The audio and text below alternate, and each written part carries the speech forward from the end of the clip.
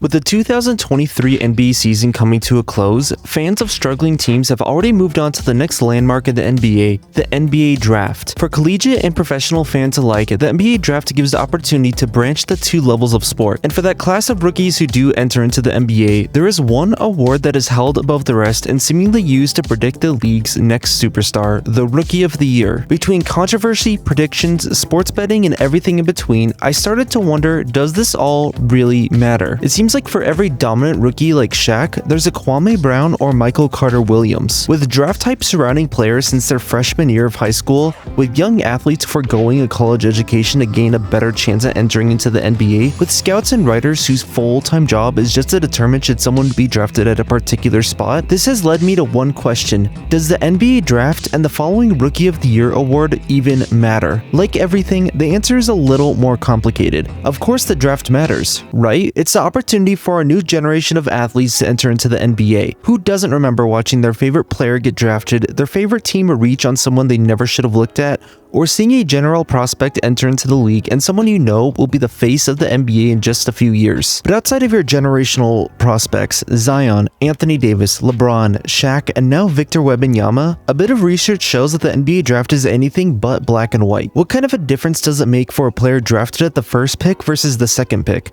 Well, outside of $1 million, those drafted at the second pick are 30% less likely to make the Hall of Fame compared to those drafted first overall. What about the lottery as a whole? Does your team squeaking out an extra win in the play-in or making the second round of the playoffs hurt their future prospect by that much? Can a team hurt their future of the franchise by winning when they shouldn't? I manually charted the careers of every single non-active player drafted in the first round after 1978 to answer this very question. These are career statistics of over 500 NBA players, showing the chances of how long they will remain in the league, will they make an all-star game, the odds of them making the Hall of Fame, the odds of them winning the MVP, and what their average box score looks like. Have you ever been curious of what the average box score looks like for all players drafted 18th overall? Well, probably not, but here it is anyways. So let's take a look at where I started at with the Rookie of the Year award. Rookie of the Year award has seen a wide variety in those who have won it. It seems like every time a generational superstar wins the award, there's a guy who is nearly out of the league who wins it a few years later. Arguably the best rookie season of all time might just go to a 21-year-old Michael Jordan who averaged 28 points, 6 rebounds, 6 assists with 14 win shares in that season alone. MJ went on to become, well, one of the greatest players the sport has ever seen, but on the other side of that spectrum sits Darrell Griffith and Michael Carter Williams. From a pure win share standpoint, Griffith's rookie season of 23-2 is the lowest of all time, but Griffith was a strong 20-point per game scorer throughout the early 80s until a stress fracture made him miss the entire 85 and 86 season. Griffith would then go on to lose his starting spot, and after a career high scoring wise in 1984, he would never average more than 15 points per game until he retired at 32 years old in 1991. The worst Rookie of the Year in recent history has to go to the former number 11 overall pick, Michael Carter Williams. His rookie year was promising with 17 points, 6 rebounds, 6 assists, and 2 steals per game, but NCW was one of the few players in league history whose rookie season was his best season, as he never evolved his game and it was made obsolete by a rapidly changing NBA. Even some of the others who are seen as some of the worst players to win the award, such as Mike Miller or even Ben Simmons, saw some sort of a prime or a flash in their pan before their careers went in a different direction. So what does your average player who wins the Rookie of the Year award look like? Well, amongst the 30 non-active award winners, the average Rookie of the Year will go on to play 900 games for 14 seasons, make 5 All-Star games, have a 50% chance at making the Hall of Fame, and a 20% chance of winning the MVP with 95 win shares in their career, good for just outside the top 100 of all time. The average Rookie of the Year would also score 21,000 points and have a career box score of 23 points, 7 rebounds, 4 assists, and a steal and a block per game. To put this all into a simple to read stat, I'm adding points, rebounds, assists, steals, and blocks into one number and calling it a game total. So the game total for someone who wins Rookie of the Year is 36.3. So those who win Rookie of the Year are incredibly good, and as history showed us, there is a very strong chance that LaMelo Ball or Scottie Barnes is going to make the Hall of Fame. And between the last 5 Rookies of the Year, that being Ben Simmons, Luka Doncic, John Morant, LaMelo Ball, or Scottie Barnes, it is very likely that at least one of them will win an MVP award. Barring injury, rapid league development, or some other sort of issue, the Rookie of the Year is likely to go on to have a widely successful NBA career, with less than 25% of the Rookie of the Year award winners failing to make an All-Star game. So that's great. It appears there is a strong connection between winning Rookie of the Year and having a successful or at least above average NBA career. But to get some context, let's compare this to the coveted number 1 pick. For struggling teams, there is not much like the number 1 pick. Sometimes it's all a franchise has to root for. Every year there is a new top-level talent, one that teams will gladly lose ticket sales and seemingly embarrass themselves to get a shot for. And with the greatest prospect arguably ever in the upcoming draft, we are sure to see that again. But just how successful are number 1 picks? Team will ruin themselves not just for a season, but up for a half decade to a full decade to get a high lottery spot. And while everybody wants to draft a franchise savior, it is always too late for those teams who thought they got their Tim Duncan, but really just got an Anthony Bennett. Those drafted first overall go on to play 800 games for 12 seasons, make 4 All-Star games, and surprisingly 38% of retired first overall picks have made the Hall of Fame, and 20% of them have won MVP. First overalls have a game total of 30, averaging 17 points, 8 rebounds, 3 assists, with a block and a steal per game, and average 20 less win shares at 75 for their career. So not a big surprise, but there is a significant drop-off between Rookie of the Year winners and first overall picks. And while the first overall does have a pretty consistent high ceiling with players like Magic Johnson, Shaq, or Allen Iverson, the first overall pick is also littered with far more disappointments compared to Rookie of the Year, such as guys like Greg Oden, Andrea Bargnani, or Kwame Brown. While less than 25% of the Rookie of the Year award winners never made an All-Star appearance, that rises to 30% with first overall picks. But what really surprised me was the drop-off when it came into the rest of the top 5. Spots 2 through 5 would mirror each other as they would all have similar All-Star amounts, game totals, and career win shares, but it was significantly less when compared to the number 1 spot. 4.2 All-Star appearances versus 2.6, a game total of 30 versus 24, and a near 20 win share difference for those drafted at first overall compared to those drafted at the rest of the top 5. Looking at the number 2 spot specifically, remember we're only counting inactive player. No one player drafted after 1978 in the number 2 spot has won MVP. The only one who will count is Kevin Durant, but he's still a few years away from retiring. I also did find it notable that the number 2 spot drafted 3 of the greatest point guards of all time in Gary Payton, Jason Kidd, and Isaiah Thomas. But shockingly, 67% of those drafted at the 2nd spot did not make an All-Star game, which is actually the highest, or I guess the worst, of all the top 5 spots. Basically, you are twice as likely to make an All-Star game when you're drafted first overall versus being drafted spots 2 through 5. And while it does sound like a steep drop-off, it gets worse when you look at the 6 through 10 spots. Outside of an abnormally good 9 spot, which we'll talk about in a second, 81% of those drafted in the back half of the top 10 failed to make an All-Star game, with only 3% of those drafted 6 through 10 making the Hall of Fame. Would you believe me if I told you that Larry Bird is the only person in this study drafted 6th overall to make the Hall of Fame, not counting Damian Lillard just yet? Well, what if I told you there was not a single player who was drafted 8th overall who made the Hall of Fame? However, Robert Parrish was drafted 2 years before I started this study, so do with that what you want. But the modern 8 picks not making the Hall of Fame is likely not something that's going to change, as the all-time best player is probably Rudy Gay, and I wouldn't bet on Colin Sexton changing that either. But let's talk about this phenomenon at the number 9 spot. On average, those drafted 9th have a game total 3 points better, average 13 more win shares, double in average All-Star appearances, and have a 15% less All-Star failure rate. The number 9 pick is inflated by 2 of the greatest at their positions, that being Tracy McGrady and Dirk Nowitzki, who I am counting a Hall of Famer in this case. But even outside of those two, the number 9 pick saw quite a few players who went on to have solid above-average NBA careers, such as Rolando Blackman, Sean Marion, Amari Stoudemire, and Joakim Noah. Outside of the top 10, there were still a few more anomalies. While you would expect stats like games played, All-Star appearances, and career totals to gradually decrease later into the draft, that is anything but true. The number 12 spot does see a rut though, with a game total 3 points less and 15 career win shares less than the number 11 spot. On average, the number 12 spot is actually a worse draft position than the 16th, which is a pretty significant range. Looking at those drafted at those respective spots, it's not too surprising. The best player that we've seen taken 12th overall is Steven Adams, and with all respect to him, that is surprising to see for a pick that is bordered on the lottery since the 70s. Meanwhile, if we look at all those drafted at the 16th spot, the best player in that group still playing is Bulls center Nikola Vucevic, with the best all-time being John Stockton. And speaking of Stockton, let's talk about his rapey teammate Karl Malone,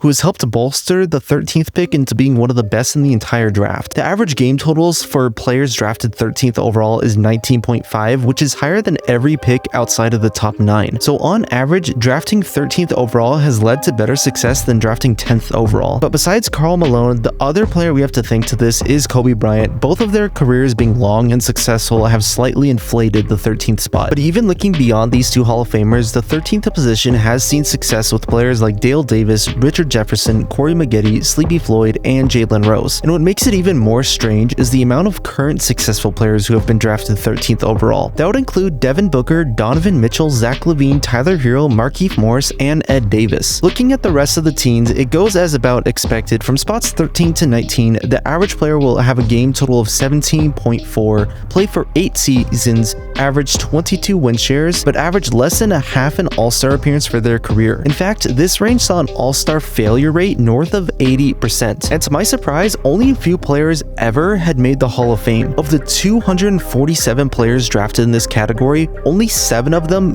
went on to become Hall of Famers. That being Joe Dumars, John Stockton, Steve Nash, Clyde Drexler, Tim Hardaway, Karl Malone, and Kobe. So statistically, those drafted in the teens have a very low chance of becoming an NBA superstar. Big surprise, but with an average career length of over 8 seasons, a game total of 17 or more, this is evidence that those drafted in the teens go on to become solid role players, but not doing too much outside of their role. But I would say that is expected. Teams drafting in the teens are at least partially assembled, and in much older years, as the NBA didn't always have 30 draft spots, were likely contenders. Those who are either defending a championship or trying to win one aren't looking for a franchise savior, as they would benefit from a much more cheaper, late drafted rookie to fill out the bench. Not every team could draft Tim Duncan on the twilight years of David Robinson. And as we get into the 20s, there isn't too much of a surprise, as players drafted this late are typically fringe roster players, foreign players, or dudes who never got a minute to play in the NBA. Only 4 players drafted from 20th to 30th made the Hall of Fame, that being Tony Parker, Vlade Divac, Arvydas Sabonis, and Tony Kukoc, who it's safe to say not all of these guys got into the Hall of Fame on their NBA contributions alone. The worst spot of the entire first round is actually the 29th overall pick, averaging a game total of just 11.2 with 6 win shares and 6 seasons played and 1 total All-Star appearance, that being awarded to Josh Howard. Surprisingly, the 30th overall pick isn't the worst of the entire draft, and that is for 2 reasons. First is the sample size. The NBA didn't always have 30 picks, and since we're only looking at the first round, that leaves 9 eligible players to be drafted at 30th. The best player drafted the 30th spot is David Lee, who for his career played in over 800 games, made 2 All-Star appearances, and has 76 win shares. For reference, the next most amount of win shares goes to Festus Ezeli at 5.9. But due to the small sample size of players, David Lee inflates it with a game total of 19, which is actually the best since the 13th spot. So is the 30th spot secretly one of the best in the entire draft and something that teams should want to try and get? Well, probably not, but like some other positions, the 30th spot has an abnormal amount of what I would call good players. There are 10 current players who were drafted 30th overall, and I would say over half of them are playing significant minutes on NBA rosters.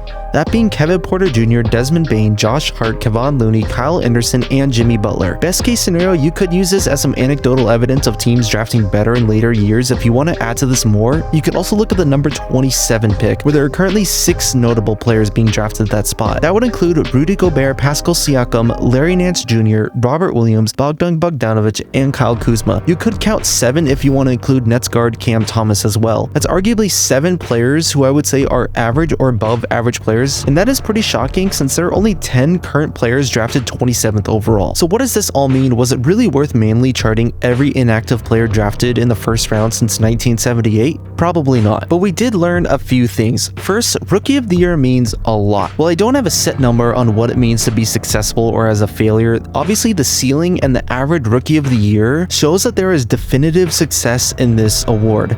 Second, the first pick is really important. Okay, now this isn't really that much of a surprise. The number 1 pick offers the team a chance to draft a generational talent, but even in years without a prospect to tank for, the number 1 pick still offers a team the most time to choose a prospect without the worry of them being drafted by someone else. It gives teams the most time to evaluate if that prospect is a good fit for their current team or for their future team. And as we have found, there is a much larger gap between the first and second pick than what you would have thought. Third, by the time we're outside of the top 10 or maybe the lottery, late picks really do not matter, at least in terms of drafting above average or all-star level players. And while this is to be expected, this is important knowledge to consider in trade talks. Players drafted after the 13th spot average less than half an all-star appearance for their entire career. So when we look at these teams who are accumulating large amounts of first-round draft picks, we're talking about this in hypothetical trade scenarios. When we talk about trading multiple future firsts for a player, it's important to know just how unlikely those picks are to turn into solid above average players. So when you talk about someone like Kevin Durant getting traded for 4 first-round picks, if all of those first-round picks are late first-rounders, the chances of those 4 first-round picks becoming an all-star player in return for, like I said, trading away Kevin Kevin Durant is very small. Now, I also will counter this by saying that as we've seen, some spots such as the 27th and 30th overall spots have shown a high amount of good picks. This is some evidence to show that the talent pool on average is much better than what it was 30 years ago,